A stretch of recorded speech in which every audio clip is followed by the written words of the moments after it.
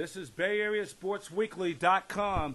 San Francisco Giants National League Championship Series report. I'm Brian Professor B. Davis here at our KCSF Radio News studio here on the campus of City College in San Francisco. We'd like to thank Dr. Cecil Hale and Dr. Francine Podisky for using, and Matias Godinez, the program director at KCSF, for allowing us to use the studio to do our post-game wrap for your San Francisco Giants. And in Game 3 of the National League Championship Series, the series shift to St. Louis Busch Memorial Stadium, the new St. Louis Busch Memorial Stadium in St. Louis, as the bats were totally silent. In fact, the Giants dropping a tough 3-1 decision to the defending world champion St. Louis Cardinals. The Giants in the game left 11 runners on base. They out-hit the Cardinals 9-6, but it was not a lot. Cain, who constantly received some very poor run support early in his major league career, experienced a flashback in Game 3 of the National League Championship Series, as the Giants fell behind 2-1 in the best-of-7 series, which anomalous development for them. Game 3 winner. They captured the NLCS 3 of the past 7 years. 6 of the last 7 years, the winner who wins Game 3 has gone on to win the National League Championship Series. The Giants received a big break, however, when Carlos Beltran of the Cardinals, the slugging right fielder, left the game after one inning with a strained knee. But Mat Carpenter entered the game and imitated Beltran nicely by clobbering a 2-run home run in the third inning. I wondered, that had to be Carlos Beltran inside of Mat Carpenter, or it could be Mat Carpenter in Carlos Beltran's as a clone. Carpenter's cloud gave efforts, who out-hit St. Louis 9-6, drew 5 walks, but left 11 runners on base. San Francisco went hitless in 7 at-bats with runners in scoring position, and that will not get it done. As a result, Cain's occasional lapses were magnified, but he grew accustomed to that long ago. Among active pitchers with at least 200 starts, Cain owns the lowest career run support, an average of 3.85 runs per game, according to ESPN.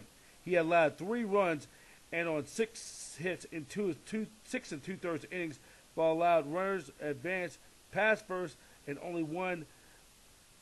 only in the second in 7 innings.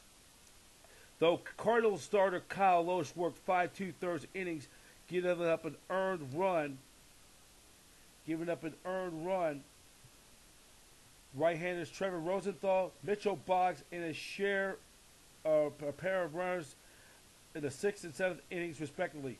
The Giants' outlook seemed promising when they opened the scoring in the third, giving them a 67-21 regular season record when they score first. But you leave the runners on base, that's not going to cut it.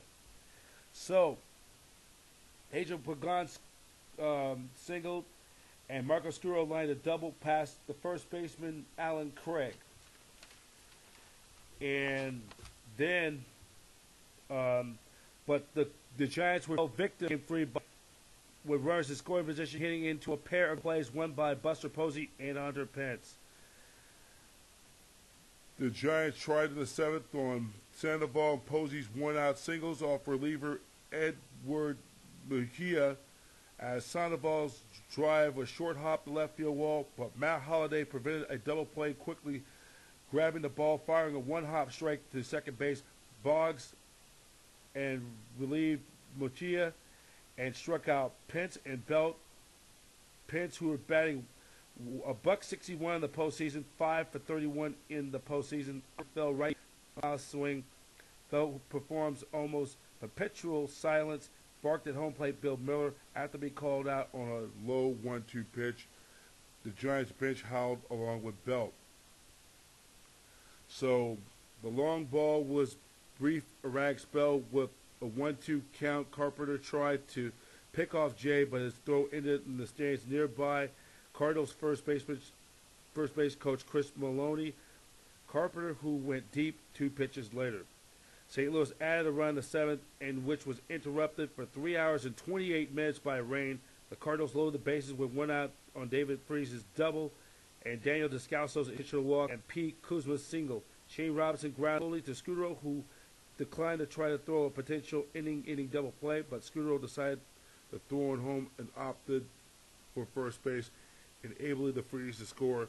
Javier Lopez relieved Cain, but prolonged the wait on his first pitch as the umpires decided that the field was too drenched. So let's give you the final totals of Game 3 of this championship series.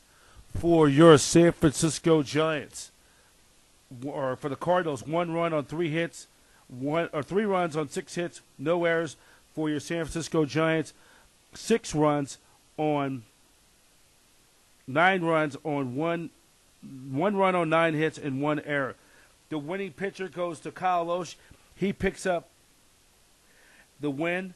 Matt Cain, his record drops to 1-1 in the postseason, and Jason Mott pitched 2 scoreless innings in relief to pick up his second save of the series, his 3rd overall. Time of the game, 3 hours and 2 minutes. Remember, there was a 3-hour and 28-minute rain delay, and it was a sellout crowd of 45,850. With the win, the Cardinals lead this best-of-7 National League Championship Series now 2-1.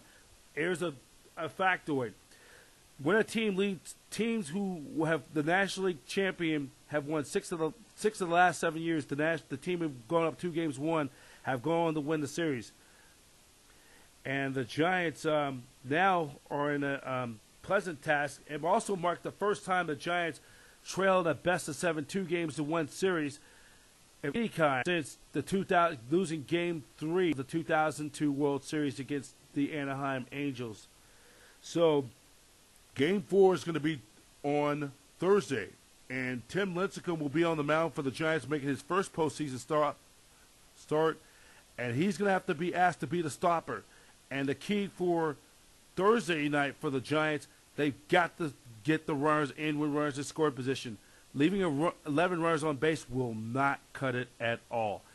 And if the Giants have a repeat of this, if they have another repeat of a bad performance what they displayed today, they could quickly find themselves in a 3-game hole. So Thursday night, a big game for the Giants. Tim Lincecum has to be the stopper, and the Giants need a win to assure themselves of guaranteeing themselves a Game 6 back at AT&T Park on Sunday night. And for the Cardinals, Adam Rainwhite, he's on the mound, and he's going to be on the mound for the Cardinals. Game 4 of the series will be tomorrow night. First pitch will be at 5:05 p.m. Pacific Standard Time. You can hear the action on Fox 2 in the San Francisco Bay Area, or on the radio on KBR 680 as John Miller, Dwayne Kuiper, David B. Fleming, and Mike Krukow will give you the play-by-play and the analysts of the game. Also, a reminder for all you Giant fans, welcome to San Francisco Giants Fantasy Camp 2013. Men and women ages 25 and up, sign now for a baseball fan experience of a lifetime.